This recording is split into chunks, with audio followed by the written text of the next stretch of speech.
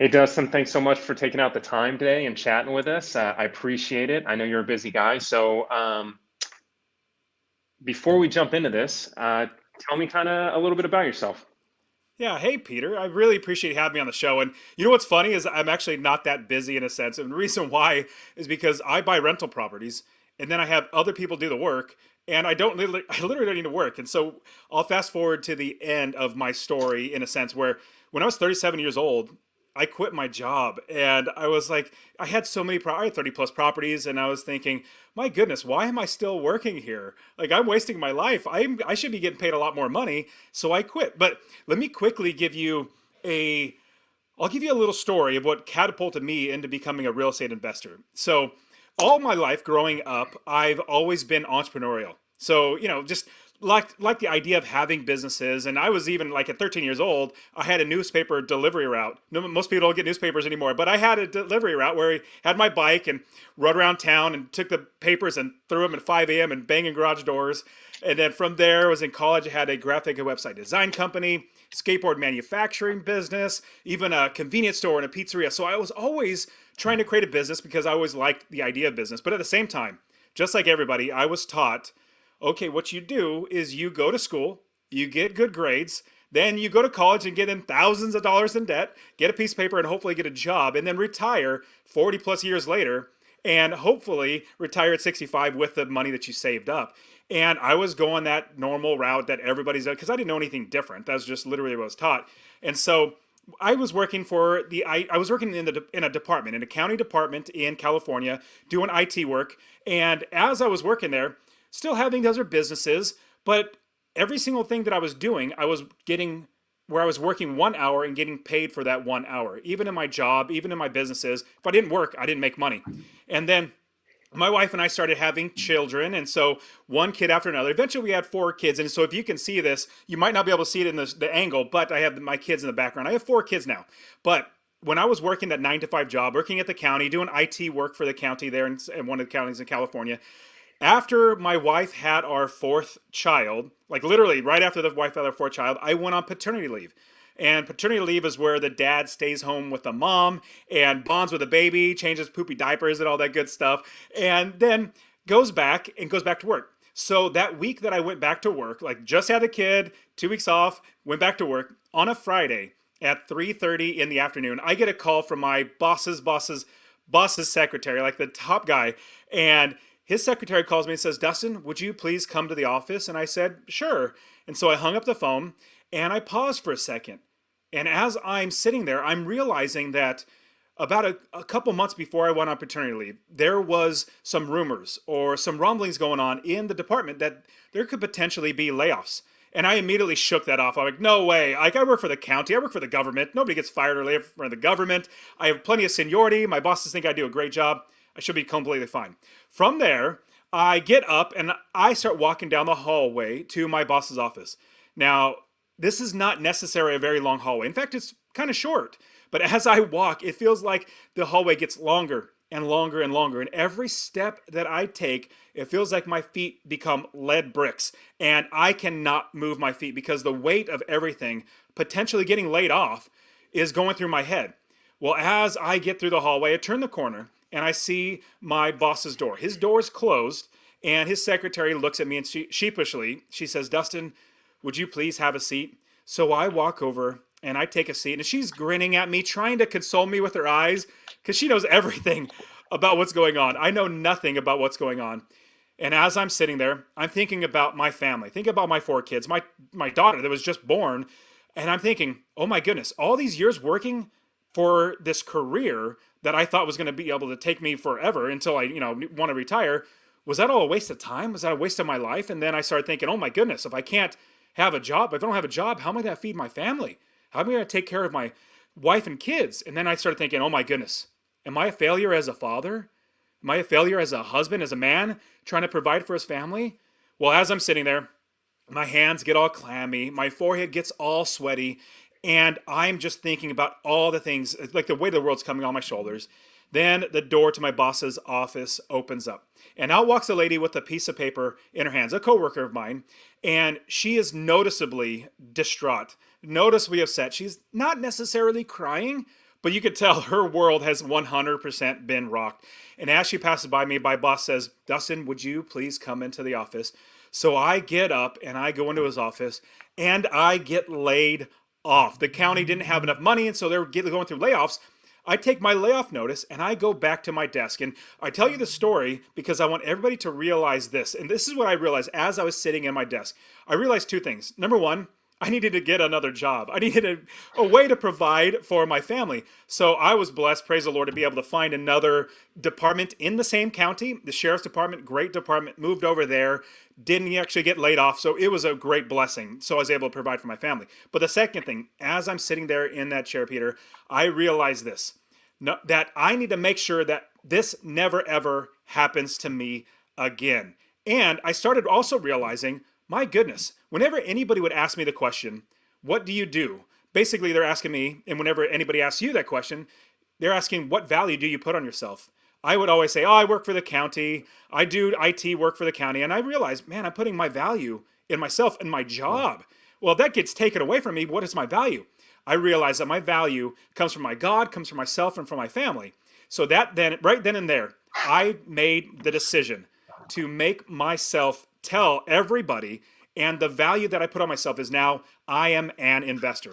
I'm a real estate investor. It may so happen that 100% of my money comes from my job. That's now my part-time job. I am a 100% real estate investor. Fast forward the story.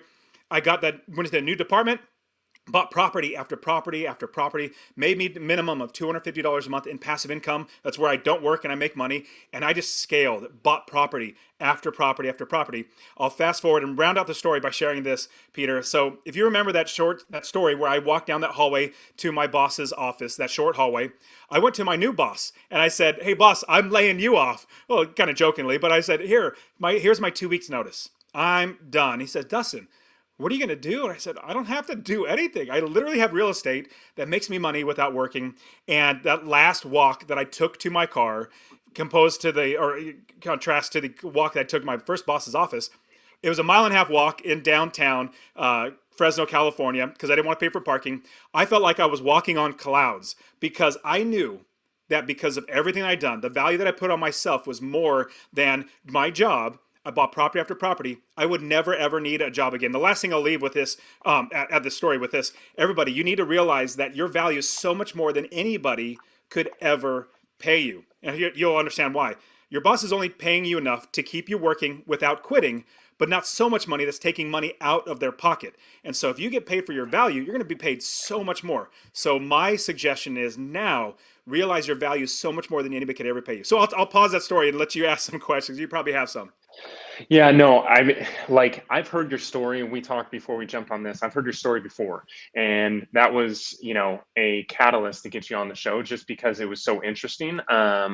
Because there's a lot of juice, there's a lot of meat to that. Because a lot of people have either been in a situation where they want to leave their job, or they wanted to go invest, or to be in real estate, or to do whatever, do something completely different than real estate.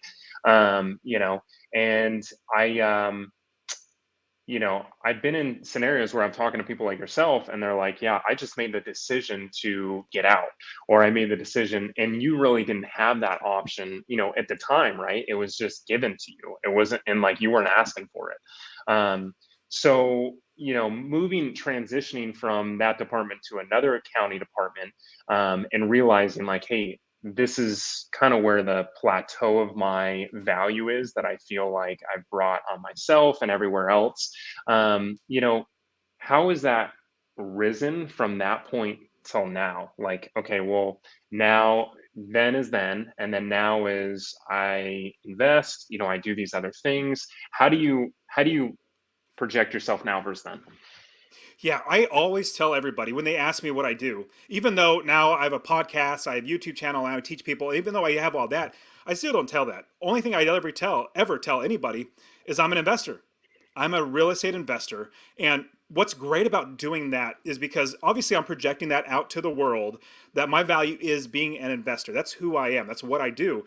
And in doing that, I kid you not, I get so many people that ask me lots of questions. Well, like number one, how did you do it, and how can I do it? That's a big question I always get asked, and that's what started me down the podcasting route, master passive income, my brand, and everything, because I had so many people asking me. But from also with that, people asking me, well, how can I invest with you? Like, can I give you money that you could buy the properties and I can make money off of you? Or, hey, I have this property that I need to sell. Do you want to buy it? Or even, hey, do you have any properties that I could rent? So, because I've told people for the last at least, I don't know, 10, 15 years of telling people I'm an investor, opportunities literally open up all the time because my value is now projected out to everybody what I want them to need to know. When I told them about my job, they didn't care. Like, oh, okay, that's good. But now when I tell them I'm an investor, like, oh wow, that's great. And so they ask more questions. Well, I mean, I think it's twofold. One is maybe you're coming at it with a little bit more, zest versus, later or earlier, pardon me. And two, everybody's interested in real estate. So everybody's like, oh, okay, what type of real estate are you in? Or, whenever you hear the word real estate, you're like, oh, yeah, yeah, what do you do? Oh, real estate agent. Or what do you do? I help buy multifamilies, whatever that may be. So, so for that, for you, having that, that cornerstone, it sounds like, at least what I take it as, is for one, you're coming at it with talking to those people and being like, hey, this is what I got. This is, and people aren't, they're interested in real estate, but they're also interested in this, almost the tonality of your voice and the passion that you just say it in. Doesn't matter if you're this like, yeah, I'm in real estate, comparatively to, yeah, I work for the county. Well, that's very true. Plus, I mean, it might come across, but I'm definitely much more of an excited type of personality. And so Yeah. that does help. But you're 100% right. Where if you put that in your brain, that you are, it doesn't matter if you have a personality like mine or not. You could be introverted, you could be, somebody that's really shy.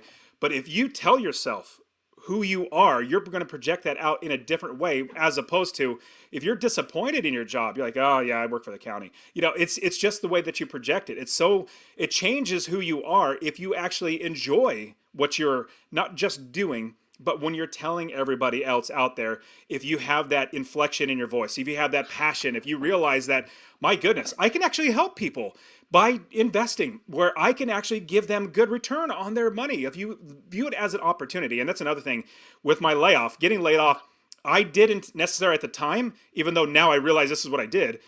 I viewed it as an opportunity. I said, I'm never going to let this happen to me again. And from there, I forced myself to make this into a great opportunity and then now tell everybody what I want, as opposed to, oh, this is just what happened to me.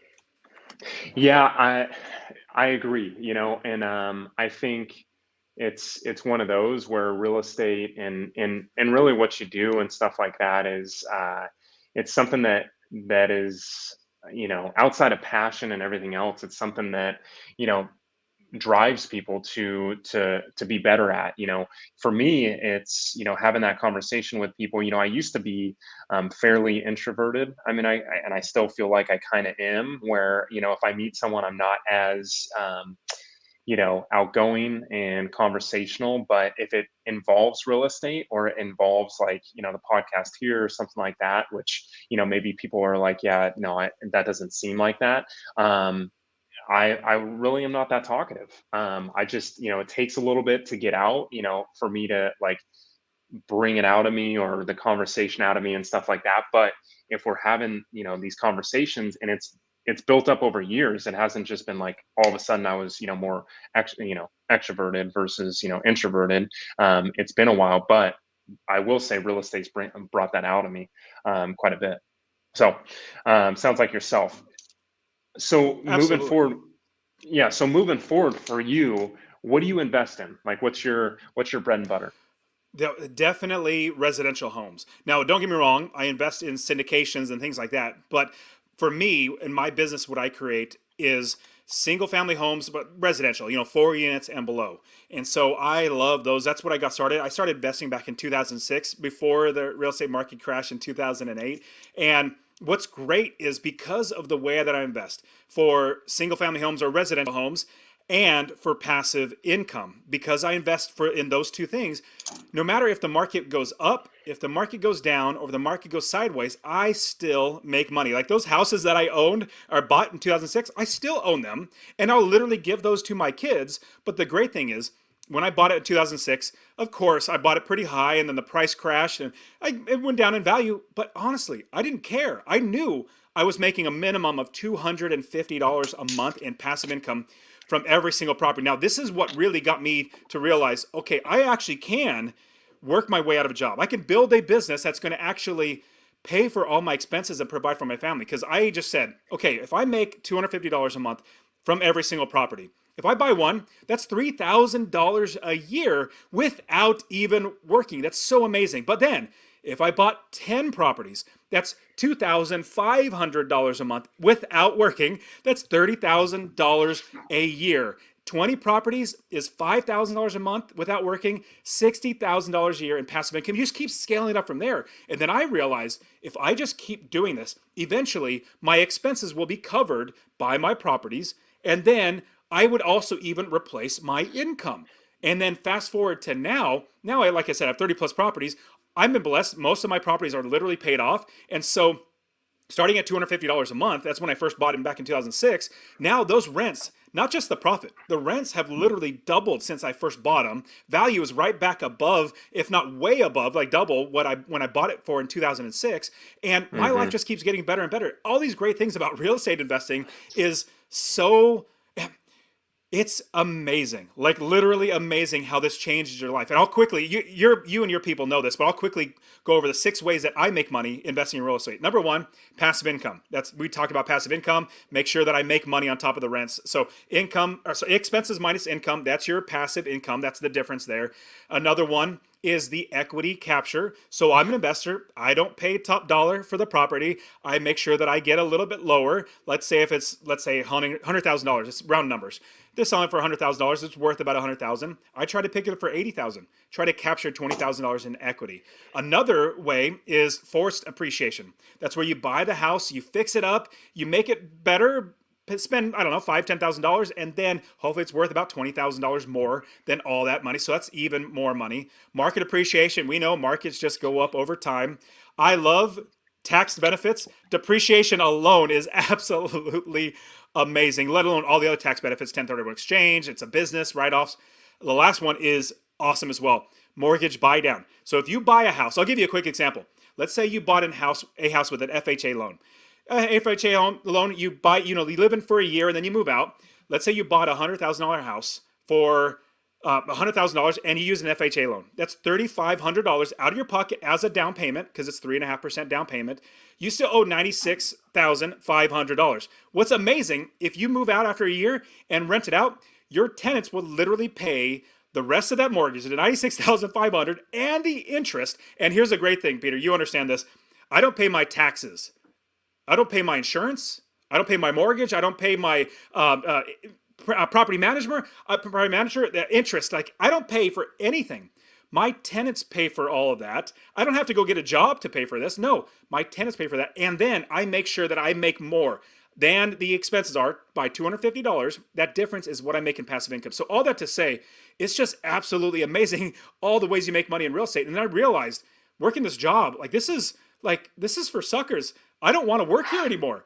Let me get out. So Yeah. fast forward now, I literally don't need to work. And when I said at the beginning, kind of jokingly, I'm not that busy. I literally just go to the gym, hang out with the wife. I open my email, look at properties that people like wholesalers, other investors want to sell me. If I want to buy it, I buy it. If I don't, I just go back in my day and play with my kids and talk on a great podcast like yours. That's all of that stuff is key, especially, with a lot of people that are getting into it or people that have just dabbled in real estate and bought, one property and then, kept it as a rental because it was their first primary residence and they moved up or, moved down, whatever that may be. Because there's a lot of back end information that people miss when they do that, or they're just searching around for what real estate could bring them. So that's huge, especially to hear you talk about those 6 ways, to make money in real estate. I'm glad that you went over those. For you, you still in California? Do you live in California now? No, I moved out of California about 4 years ago. So it was Okay. actually really funny. I quit my job in 2017. I was 37 years old. Okay. In 2017, I quit my job. And then I said, you know what? California is expensive. And let's go live next. My wife is from Arizona. So we moved out here to Arizona. We had a Okay. property, a rental property. The tenants were moving out. Perfect timing. We moved into the house. And so now we're living in Arizona. But I invest in Ohio, Texas, and Arizona. I love Okay. investing all over the country, and I Yeah. don't want to even see the house. In fact, the 30 plus properties that I own, that I've bought, I've only seen one of them. Like literally the very first property. Outside of that, I don't even care to visit the cities. And here's the reason why I'm able to do that. The reason why I'm able to do that is because I build the business first. Now, here, remember, you remember I said I'm very entrepreneurial. That's how I've always been. I have like I think business like, at least I like to. So Yeah. I approached investing in real estate with the business mindset. Now, here's what other quote unquote coaches or people that gurus that try to teach you how to invest in real estate. This is what they'll do. They'll tell you, okay, and don't do this. This is what they tell you. Okay, find an area of the country and invest anywhere in the country. Find it, run the numbers, make sure you're going to be making $50 to $100 a month in passive income, and you'll also get appreciation. Even if you don't get passive income, you'll get appreciation. It's not smart. Don't do that. But they say find an area, find a property, run the numbers. Then you find somebody to fix it up, rehab it. Then you find somebody to rent it out, find a tenant. Then you find a property manager. In my opinion, that's literally backwards. We don't do that. What I teach my students and what I do now, I always build the business first. And let me give you an example of what that is like. If you're going to build a convenience store or start a convenience store business, you're not going to sign a lease for a location, open the doors, and put a box of candy bars in there. No, you wouldn't do that. In fact, you'd go No. out of business in 2 seconds. But what Yeah. you would do is you'd build the business first. You get the gondolas. Those are the shelving units that you put everything on. You get the countertops, the cold storage, fountain machines, bank accounts, cash registers, employees, insurance, all that sort of stuff before you bought any inventory. Now, think about that in real estate. What we're going to do is we're going to build the entire business first. Then we're going to buy our inventory. Our properties, that's not your business. Other people will tell you your property is your business. No, no, no, no. Our properties are our inventory. Then we buy that inventory and then we put it into the business. So what it looks like, fast forward to now with rental properties, real estate investing all over the country. Like we invest all over the country. We find the realtors, the property managers, the wholesalers, inspectors, plumbers, roofers, insurance agents, mortgage brokers, like all these people before we buy any properties. And here's the sad thing. It's good for me, sad for other people, but people who do it the wrong way I told you, they get so fed up because they didn't do it right. They can't afford a property manager. They can't even find a property manager to manage a property. And I go in there and they say, Dustin, just take the property. I just can't take it anymore. Take it off me. I'm no longer going to be a landlord. I'm like, okay, that's great. I'll buy it from you. Yeah. Now, what Sure, happens? I'll take it. What exactly? Now, the horrible thing. Imagine if you didn't do what I told you by building a business, but you did what other people, just run the numbers, make sure you're going to make a little money with passive income, buy the house, and then it's the backwards way. Imagine if you did that and you bought a house and then you could not, number one, find a property manager, number two, you couldn't find anybody to rent it. Now you don't have an asset anymore. You literally have a liability because imagine throwing hundreds of $1,000s into buying it, then fixing it up even more, making it look really great, but then not being able to manage it. Then you have to try to manage it yourself. It's just, you're literally going backwards. Why not instead? This is what I love to do. I find the experts there on the ground who are literally doing it. And in fact, all the cities that I invest in all over the country, I'm not the expert. I don't care to be the expert. In fact, when my students say, hey, Dustin, you invest here. What do you think about this area? I'm like, well, I'm not the expert, but let's talk to the experts on the ground. Like Zillow, they're not experts by far. Trulia, Redfin, like those websites are not experts. Who are experts? Those are the people that literally live in the area there who do the work. And I'll give you an example. This is what I do. I say, hey, property manager, I'm going to buy this house. And or at least that's my goal. Tell me how much it's going to rent for. Remember, this is a property manager I've already hired. I've already brought them on. I already vetted them, all that good stuff. Tell me how much it rents for.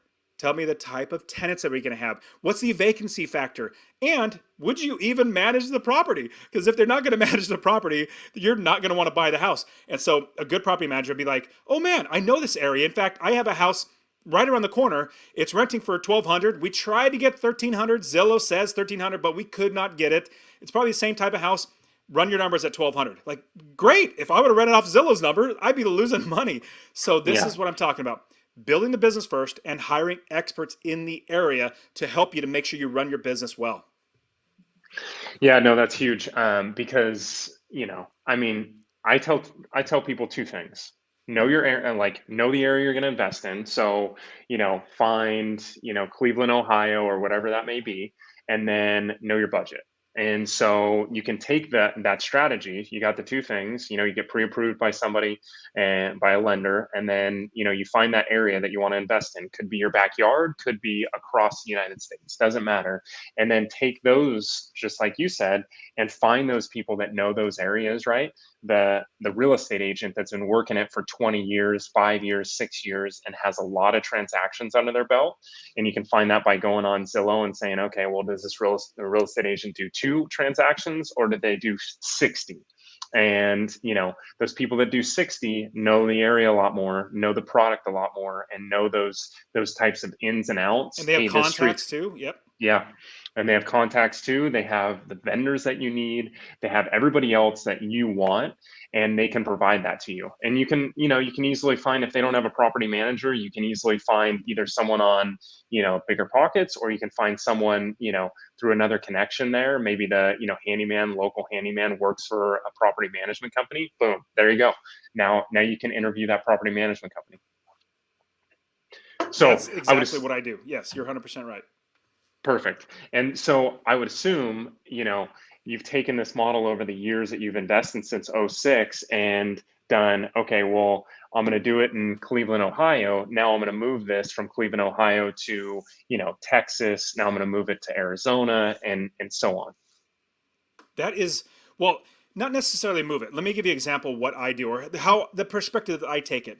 Every new city that I go and invest in, I build a brand new business. Because here's the thing, if it's a new city, you're not going to have same contractors being able to go back and forth and the same property Yeah. managers, all that sort of stuff. And so this is, if I were to give any coaching to any of my students, this is what I would tell them. Number one, let's build it in one city. Let's make sure we have a city that has lots of inventory, houses that we can buy. With that inventory, let's start building the business. Then we build the business, finding all the right people, the people I just talked about. I gave a big long list of a few. There's a lot more that you need, but on top of that, but let's build the Yeah. business and then start buying properties. So once we have the business in this one city, let's buy some properties. And a lot of students ask me, well, Dustin, how long until I look for a new area to invest? And my suggestion is, well, it really depends on your risk tolerance. How many eggs do you want in one city or one basket there at the same time? If it's a little slow, if you've already built the business, you have 1 or 2 properties, and you haven't found any more properties, you have time. Let's go find another city.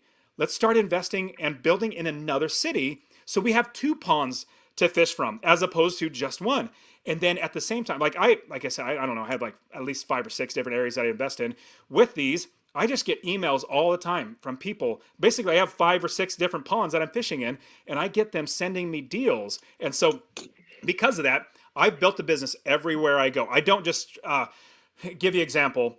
I don't say, well, this property manager here, let me just hopefully, no, we don't, we want to do it over and over again. And here's the thing about business. We're not guessing. We're not No. speculating. We're not hoping things to happen. No, I account for all of my expenses. I add them all up. Vacancy factor, property management fees, your mortgage, your taxes, your insurance, like literally add those up. Those are fairly fixed in general.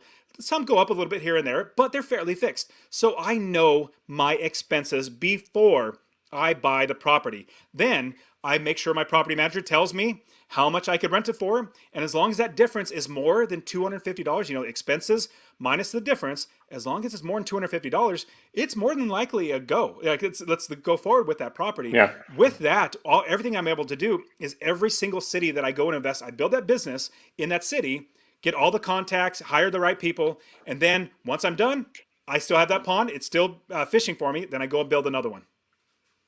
That's huge because, going back to what I mentioned before is taking, okay, an area and then getting pre-approved.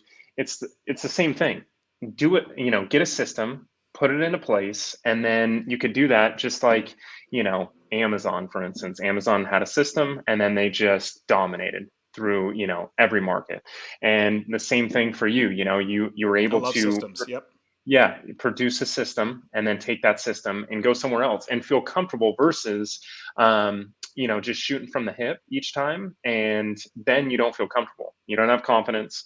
You don't feel comfortable. And then ultimately you make a bad decision because either you buy the wrong property or, you buy the wrong property with, the wrong tenants or whatever that may be that ultimately will put a bad taste in your mouth and make you lose money.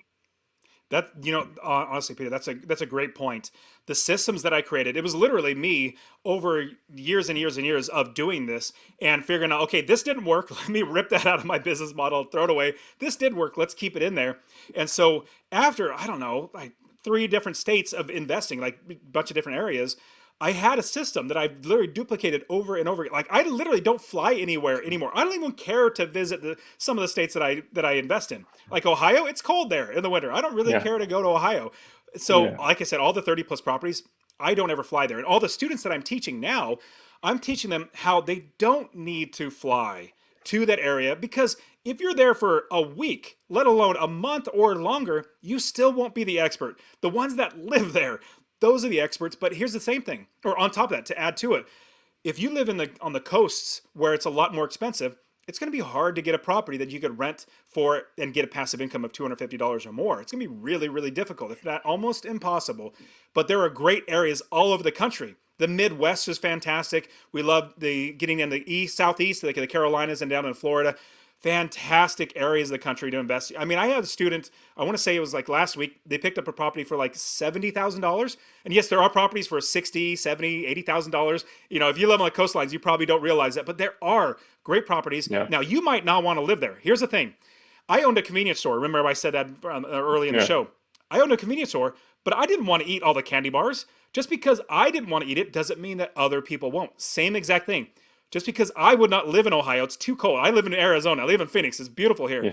It's too cold there. But people live there. People want to live there. Might as well buy some great properties, help them to have really affordable rents, make sure that they're taken care of, and provide them great opportunities to have a good place to live in. So that's what I'm saying. We build the business. That business has inventory. We might not consume that inventory, which we probably won't, but we have that inventory that other people can rent out. Yeah, no, I agree. I mean, all that's really good takeaway, especially, being able to build the system and then also, building the business and having a business that's sustainable is just like what you talked about. I'm not going to go in, eat all the candy bars, someone else, I'm going to provide them for them. Right. Can we go back real quick just to you working and then leaving? Is there some takeaways from that? Like, hey, I Oh learned yeah. this while I was there, and then I learned this when I left. That you still hold today and you utilize for Hmm. real estate investing and in life, life in general. So I'll give you one big one, and at the same time do a little cop out. I'll start with the cop out first. So as I was quitting my job, I had so many lessons that I was learning. And I had already written a book called How to Quit Your Job with Rental Properties. I'm not very creative, so it's really straightforward title, How to Quit Your Job with Rental Properties.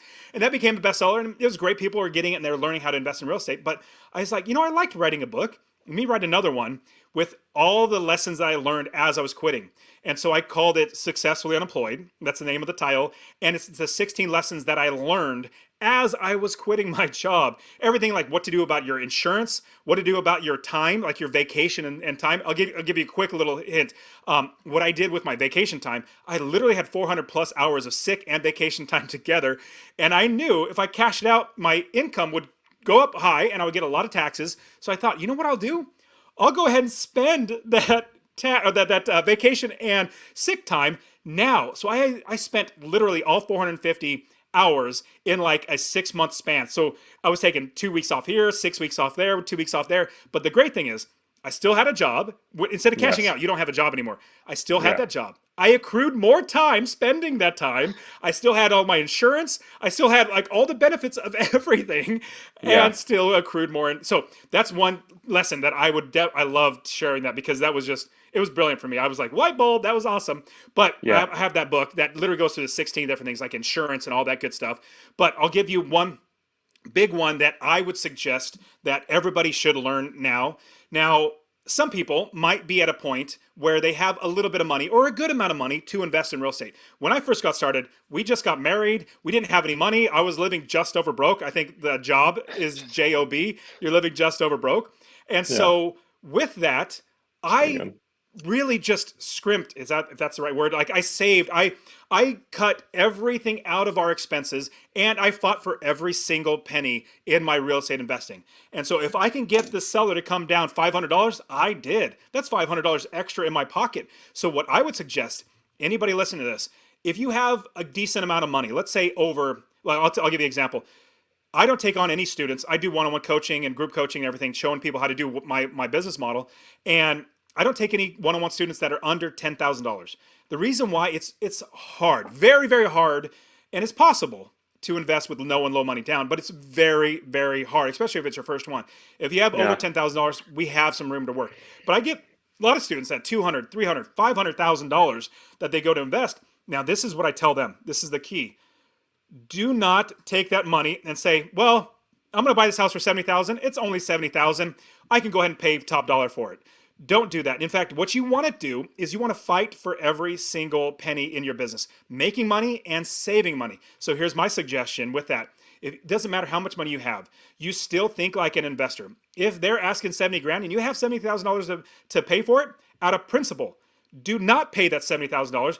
Get that value lower so you can buy it lower, because the key, I guess, phrase is you make your money when you buy the property. You Hmm. realize it when you sell it. So all that to Yes. say, if you have a little bit more money in general, fight for every single penny, because you can easily overspend, and then all of a sudden the $500,000 is gone, however much you have. You're like, okay, now I got no. Start from the beginning and put that into your business model now. Being frugal, being trying to save money and make more money. Do that now, because it'll pay off in dividends in the future. Yeah, 100%. I mean, I think that holds true too when you're looking at properties and let's say, the property you have, two different properties from a wholesaler, and this property has a brand new roof and the AC is only 2 years old. And then this one, maybe a little bit less, but it has a 20-year roof on it. The AC is, 30 years old on its last leg. You're going to spend a lot more, on this one, even though you're buying it a little bit less. You're going to spend a lot more over the next course, 5, 6 years versus this one that's on the right side that has all those things, and maybe you're spending an extra $2,000 or $5,000 to get Well, it. let me So let me give you a tip in that scenario too. This is what I do as I think like an investor. yeah, I 100% agree with you. Like we got to think longevity over.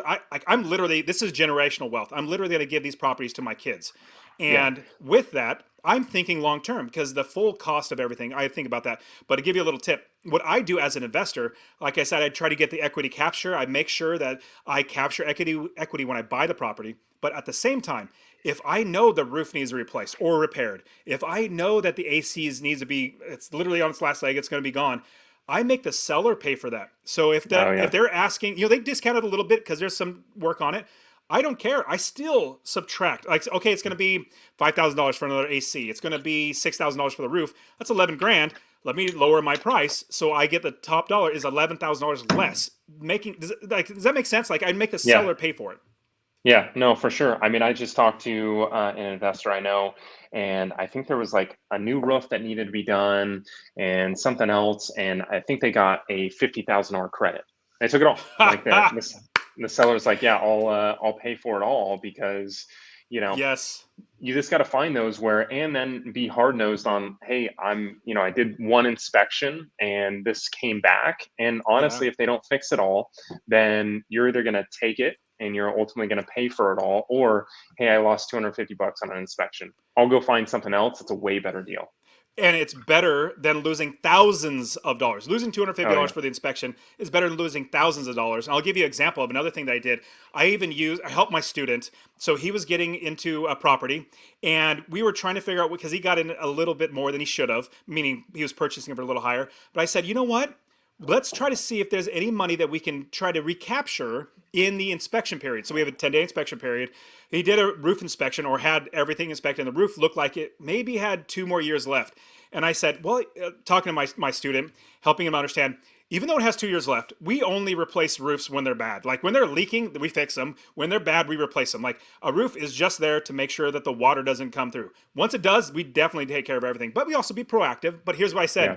even though you know there's 2 to maybe 5 years left on it, the seller doesn't know that we think there's 2 to 5 years. We need to present that, hey, the roof needs to be replaced. We don't need to tell them the time frame. The roof needs to be replaced. It's going to cost. We got a quote for $6,000.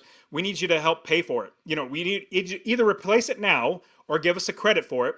And we were okay if they didn't because it was still a good property. If they did, they said no. But they came back and said, well, we'll do half. We'll give you half of it in credit. So $3,000 credit, literally back on his the HUD statement, literally $3,000 back. And it's been like 2 years now. He still hasn't need to repair it or replace it. He got that $3,000 for whenever he needs to replace it.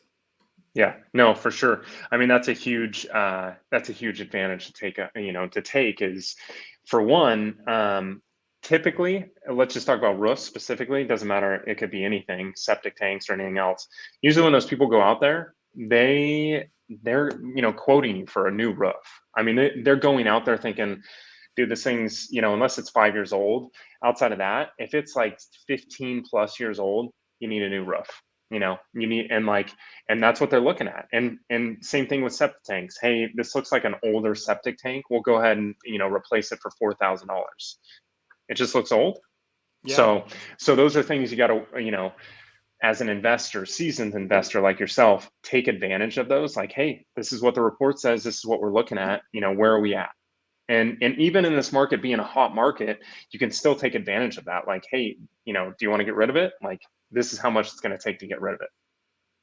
I So 100% agree. And also, if it drops off the market, sellers don't like that. It goes on the market, then drops off the market. That looks bad for next sellers. They're like, hey, why did it come off the market? Oh, it was the seller's or it's the buyer's fault. No, no, no. We know it's something wrong with the property. So they get more leery on it. So they don't want it to come off the market too.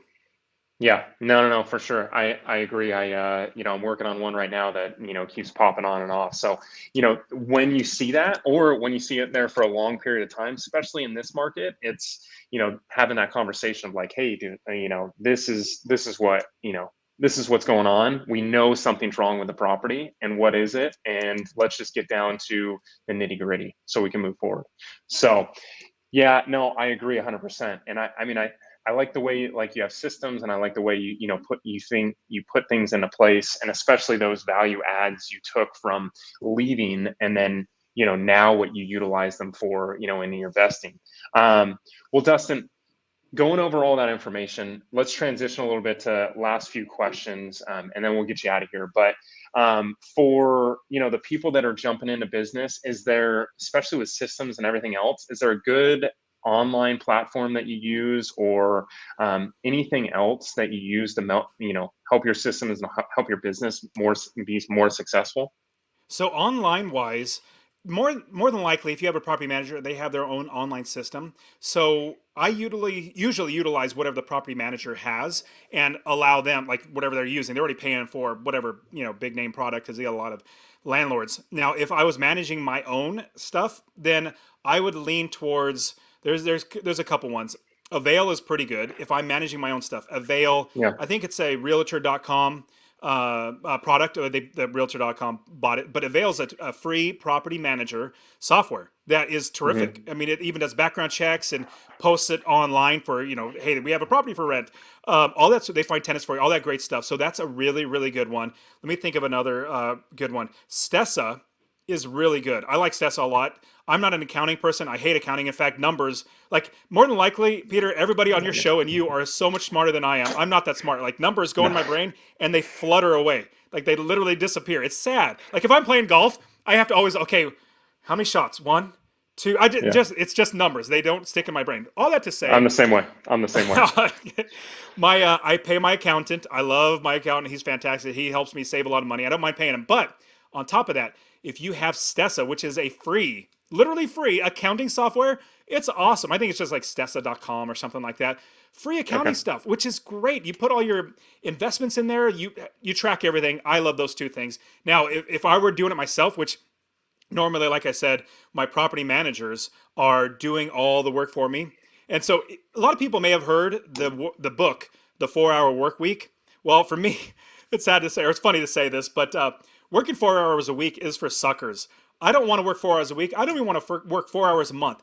I maybe work 30 minutes a month on my real estate investing business. In fact, in 2017, I traveled through Japan, a 6 week trip with my entire family, driving 1,500 miles around the entire island on the left hand side of the road for 6 weeks, and literally did not even think, talk to, or anything about my business. Still made money. In 2018, I went to Europe, 11 different countries on a 6 week trip.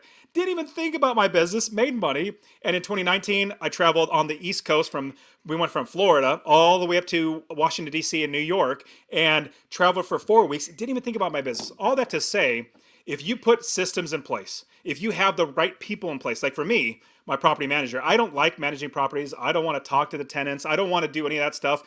because I'd rather play with my kids. And I'd rather have the tenants pay for my property manager, pay for everything in the business. Round out all to say, I highly suggest, but when you buy the property, make sure you account for a property manager in there. But there are also great other tools if you're doing it yourself.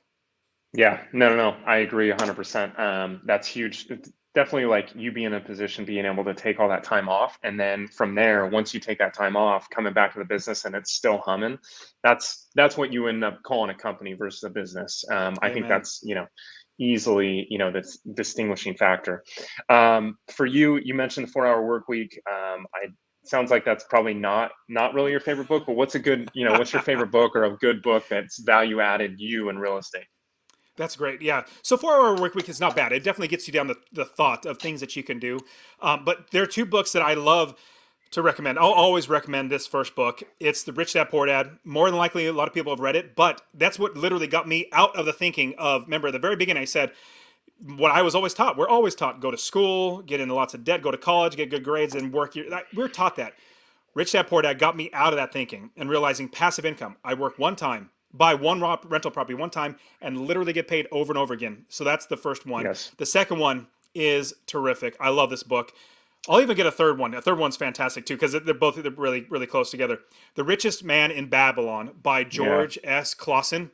Amazing book. It's a fictional story, but it teaches principles, financial principles, and it was written like in, I don't know, the 20s or something like that. Phenomenal book. It really, the stories drive home these great principles, financial principles to help you become wealthy. So that's another one.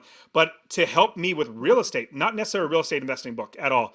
It's How to Win Friends and Influence People Yeah. by Andrew or Dale, one of the two Carnegies. Maybe it might be Dale Carnegie. Dale. But anyways, Yeah, I think Dale. yeah, How to Win Friends and Influence People. That has helped me in my real estate investing to be, and we were maybe talking about a little bit more earlier about being introverted versus extroverted. Now, a lot of introverts might think, oh, extroverts are better. Maybe you might think that. I don't think so. I think we're both built the way God had us, and we just need to figure out when to turn it on and turn it off. Well, it's usually always on. Like if I'm always an extrovert, I'm always extrovert, but I need to turn it off. How to Hmm. Win Friends and Influence People helped me to realize I need to turn off my extrovert sometimes and just listen and just be an Yeah. introvert and just be there for somebody as opposed to like my brother.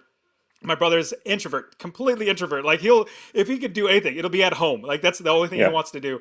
And so we went to a conference and I said, hey, my brother's name's Sky. Sky, when we go to conferences, your goal is not to go to the sessions to learn. Your goal should be to network, to meet people, because you never know what you're going to learn. You never know who you're going to meet, and you guys can help each other in your businesses. With that, I'll fast forward the story to tell you that I got him out of. Sorry, I got a fly flying around me. Okay. Yeah, it's literally buzzing my head the whole time. So, I think I saw it uh, right before you went like this. so the last night, the first night, he was like, I gotta go back to my room. I just can't take all these people. I was like, Sky, get out of yourself for one night. And he didn't. He went back to his room. And then the last night, he said, dude, if there's anything, make it this night. Like, do it. Long story short, he followed me. I said, just stand next to me. I will do all the work. You just got to be there. Fast forward, he was out till like 2 a.m. talking to people, learning and growing. Now, from that one meeting in 2019, his business has exploded from this one conversation that he had at that one time, at that one conversation with that conference or at that conference, because he stopped himself from being the introvert to say, I need to get past Yeah. that. Same thing in real estate investing. I've done so much in my real estate investing with other people, and I actually want to share this with you, Peter, and everybody else. I actually thought, you know what? As I've been to conferences, I've actually met so many great people in real estate investing or podcasting or blogging or Yeah. whatever it might be. But on top of that, I thought, you know what? I have never seen a real estate investing conference that's like that. Now, most real estate investing conferences are like this. They're pitch fests. Their sessions are Oh basically, yeah. okay, now that you know this, run to the back and go give me $20,000 on your 8 credit cards. Yeah. I hate those. So here, I I'll know. definitely a little small shameless plug. I literally am going to be starting my own conference. So in March of 2022, like coming up, March of 2022, I'm creating a real estate wealth builders conference, is what it's called. And what it's going to be, it's literally a no pitch conference. It's all about community. Because I found as I've connected with more people, my business got better. As I've met more Yeah. people, I've been able to help more people and all that sort of stuff. So, anyways, Real Estate Wealth Builders Conference is what I said. There needs to be something like I want something like this. So I better create Yeah. it because there's nothing like that. So all that to say, being able to be around other great investors like yourself, Peter, just we collaborate, and in doing that, business gets better. But like I said, Oh it's a yeah. no sales pitch conference. No, good, good, good. No, that's good because just like having this conversation, having conversations like we had before we jumped on the podcast and the recording, those types of conversations bring up, things to think about, things to take away, and things ultimately to add and establish in your business that are going to make your business more fluid and then also more successful. So I agree. Dustin, I really especially talking to you today, like has opened up some more doors. Like, hey, I've thought about, investing in that state. I do all my investing in California, but, so it's opened up doors where it's like, okay, well, I'm not so highly focused on just California. Now it's like, okay, well, it's an easy system that he set up in a place and I can take that avenue a lot easier than, hey, let's just focus on California. And even, utilizing some of your systems in California because some of my property is a little bit farther away. So yeah, no, I appreciate your time today. There's a couple of things that I know people want to know about is, how they can get in touch with you and maybe some other stuff. You mentioned a book that you wrote too. What was that book? How to quit your job with rental properties and also successfully unemployed. So those are Okay. two, like it's like a back end, like back to back books where the one gets you to quit your job and the one is like after you quit your job, this is what you need to know. Yeah. Okay. Perfect. Yeah. Yeah. I wrote those down, so I'll put those in the show notes. And then how can people find out about you? Yeah, absolutely. I actually have a real estate investing course I could literally give away for free because I just love sharing it. Do you mind if I share that with everybody? Yeah. Yeah. Go ahead.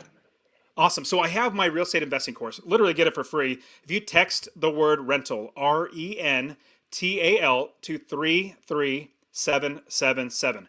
Rental to 33777. I'll literally give it to you. It'll show you how to find an area of the country to invest, how to build the business first, how to make sure you're making $250 a month in passive income, scale the business to quit your job. So get that. You could also go to masterpassiveincome.com/free course. Master Passive Income /free course. All one word. I'll get it to you. But then I have my podcast, the Master Passive Income Podcast, my YouTube channel, literally just giving out free content. Because here's the great thing. I literally don't have to work. I just do this for fun. So it's great to be able to just share this with everybody. So yeah, you can find me in all those ways. Okay, cool. Awesome. I'll put that in the show notes too. But that's going to be helpful, especially for people that are looking to invest, and especially now. I feel like more and more, as time goes on, maybe it's just me that a lot more people are jumping into real estate investing to try to get out of maybe a job that they don't like, or maybe just to, add some more income to that bottom line that they're making each year, and then set up for retirement. It would So be better than retiring at like 65, 70 years old and then saying, well, I've saved this much money. Let me hope that my money does not go before I do. Because then you're like, yes. I got to get another job. I got to, yeah, get back into it, and you don't want that to happen. That's, you want to be able to spend that time with your family and, work on, end up living off the stuff that you work for, so hard for over those years. So I agree. Well, Dustin, thank you so much for your time today. I appreciate it. Good story, great story, honestly. And after hearing you on the podcast, before I wanted to get you on the show. So thank you so much for your time today. Absolutely. Thank you very much, Peter. I appreciate you having me on. Yeah, of course. I'll talk to you soon. Thanks.